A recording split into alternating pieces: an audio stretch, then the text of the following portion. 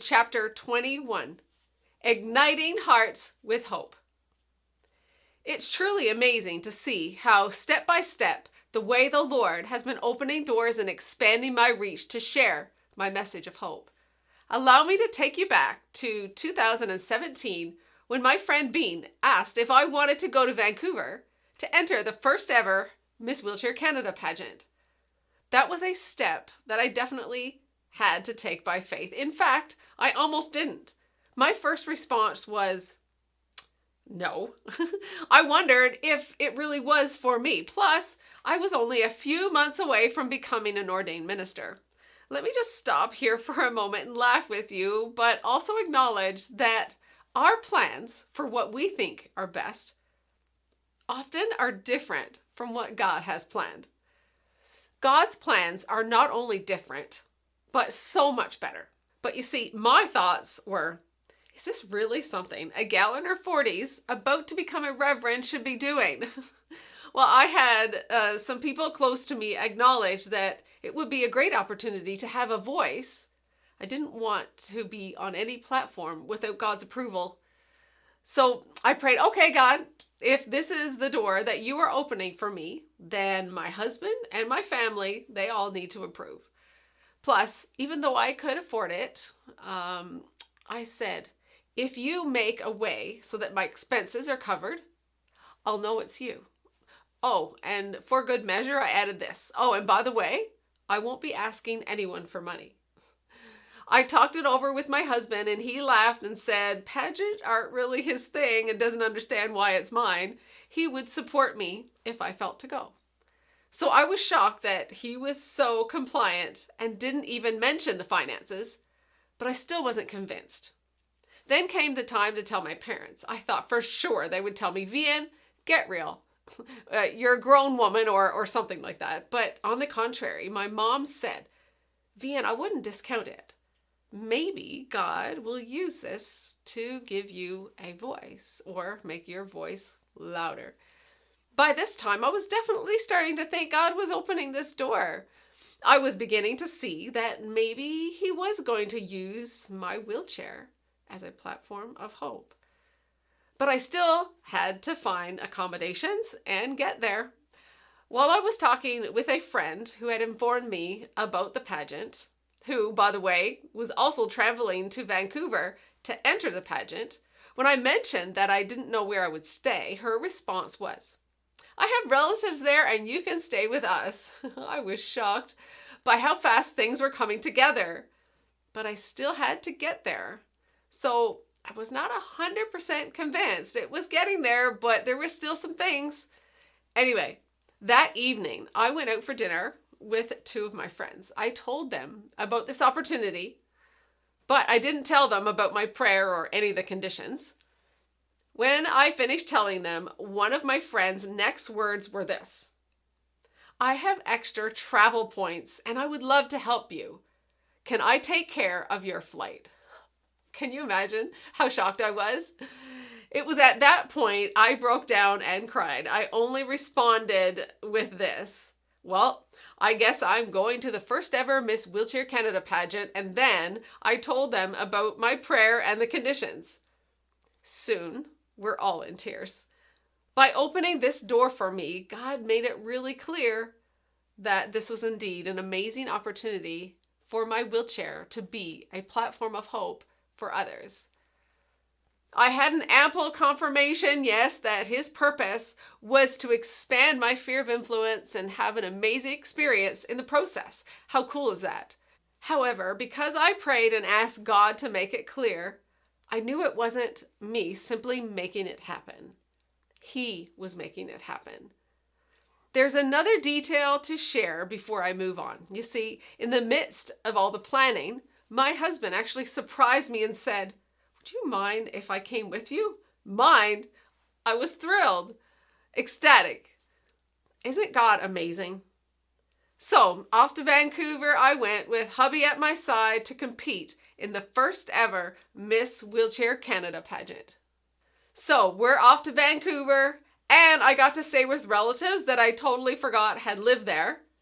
In 2 weeks, I had not only won the first ever Miss Wheelchair Canada, I was now headed to Poland in the first Miss Wheelchair World pageant in Warsaw, Poland.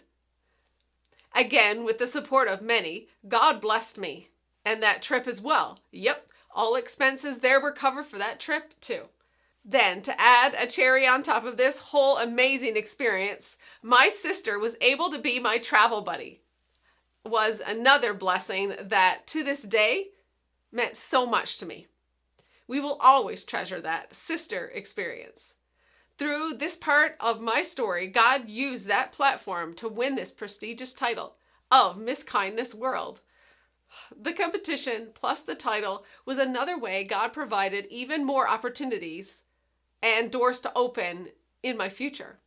Let me share a quote from the Miss Wheelchair World organizers regarding me winning that title of Miss Kindness World. They said, "We gave the finalists an opportunity to become the judge. They were granted the ability to vote for the most friendly, kind-hearted, and favorable of them all." The title Miss Kindness has been awarded to Vianne King from Canada. Congratulations, Vianne King. I wasn't at all disappointed that I didn't win the title of Miss Wheelchair World. Since Canada is considered the nation of kindness, this title truly was a great honor and blessing. And as a result, I have been featured on many different media outlets and platforms, spreading my message of hope and courage. What a blessing. I have also had the honor of having some of my words of inspiration translated into 2 other languages. One article was from a connection I actually made in Poland. This gentleman is the president of a networking club for the businesswomen of Poland, and he asked me to write a few words of inspiration, which would be translated into Polish. My story would then be included in an international publication featuring the top 70 businesswomen and entrepreneurs of 2017. Another article I wrote was translated into Russian and was distributed to over 36 Russian-speaking countries. I'm going to tell you, these are things that I never expected, because that step onto a pageant world did indeed open many doors and give me a voice to ignite hearts with hope. In 2019, I was honored to have been nominated for the Marlin Schneider Award. This is one of Alberta's Premier's Council's awards. It is an award given to acknowledge someone who has not let their physical disability limit their personal or professional success. That same year, I was also featured at International Day for Persons with Disabilities by Easter Seals, Alberta, as someone who is making a difference in their community. The experiences I have had as a result of conquering my fears have been incredible, to say the least. The blessings just keep coming, and yet I haven't even told you the best part. You see, people look at the highlights reel of my life with all the external blessings and titles and say, "Wow, you're so blessed," or "That's amazing." And while they are correct, it is amazing and I am blessed. But that is simply the fruit of the biggest blessing in my life. What is that, you ask? Unexplainable peace, defiant joy, and contagious courage. You see, my biggest blessings are only possible because of the amazing God that I serve. He enables me to ignite hearts with hope on my most valuable platform. That is everywhere that I have the privilege to set my foot. I have story after story of the blessings I received from my contagious courage, simply as a result of saying, "God, not my will, but yours." Blessings that are a result of my faith to keep going when I didn't understand. Blessings that are a result of my unreserved obedience. Blessings that are a result of discipline to keep God close and not quit when I didn't understand. You see, these stories of blessings are not about a bigger house, a better job, or a bigger platform even. They are not even about the crown and all the titles. Rather, these incredible stories of blessing are the fruit of my God-given contagious courage. Please allow me to share a few more stories that have been shared with me throughout my journey of using my freedom and courage to bless others. The first one is from a struggling wife and mother who, after reading my first book, said this: "I am so impressed with your transparency in your book Going Farther. I just finished reading your chapter about your infidelity, and I am encouraged that things do get better after this has happened. You see, my husband is cheating, but it's really great to hear the other side. It's been 5 years and we are still struggling with communication and everything else in marriage, especially intimacy. It's still so hard and something that only God can fully heal, but I have my son," she said, "and he is what keeps me going. I just keep praying that my marriage will one day be fully restored and healed like yours. It is so hard, but thank you for sharing your story. Please keep me in your prayers." This next story is from a husband who said this: "I just wanted to send a note saying how much I appreciate your book. I must admit, I have been in tears most of the time reading it. You see, my life has been an absolute and total mess for so many years, and I have been so filled with hurt, anger, and bitterness. I too felt that God could no longer love me. All I can say right now, Vianne, is thank you for your openness in writing this book, and maybe God still can use me too." Allow me to share another story I received from a young adult in her early 20s who approached me after I spoke. She said this: "Vianne, because of your courage to talk about your weakness, I felt safe to come forward and tell you that I've been battling thoughts of suicide.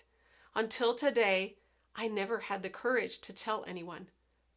That same day, she had the courage to connect with a counselor for the first time and seek out help that she needed. Then there was this other time, as I was concluding a message, I literally felt God was wanting me to make a plea to the audience on behalf of someone, not knowing who, but I felt I was speaking for someone who was maybe too afraid to speak for themselves.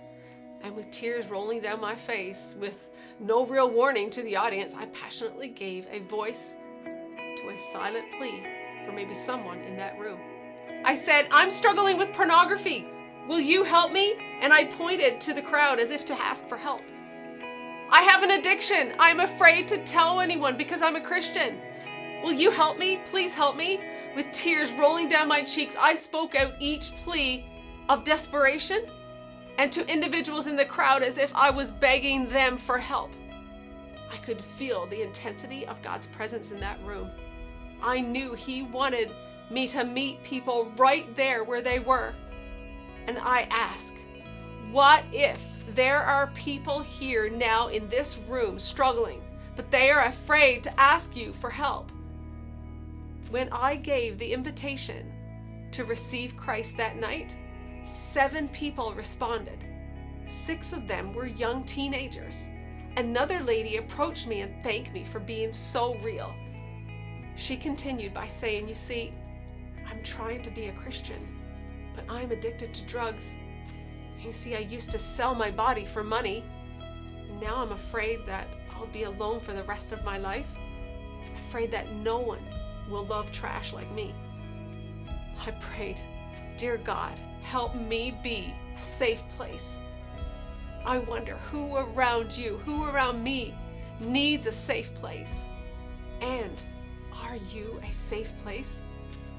Can we love people? Can we truly love people where they are without judgment? When I think about what it truly means for God to bless me or expand my territory, God continues to show me that the real blessings are to be a blessing. Yes, for me, the true blessing is that I have this amazing privilege, this amazing opportunity to ignite hearts with hope